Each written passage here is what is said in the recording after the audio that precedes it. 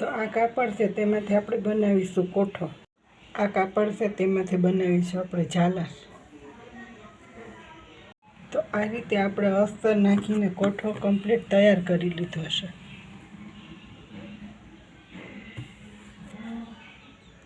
ત્યાર પછી આ અસ્તરનું કાપડ આપણે 4 ઇંચ રાખ્યું છે, તેમાં આ રીતે ઝાલર મૂકીને કમ્પ્લીટ તૈયાર કરી લીધું છે.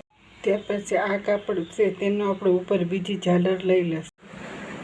તો આ રીતે ચપટી લઈને આપણે ઝાલરનું જોઈન્ટ કરી લીધું છે. તો હવે આપણે કોઠાની હારે જોઈન્ટ કરી લઈશું.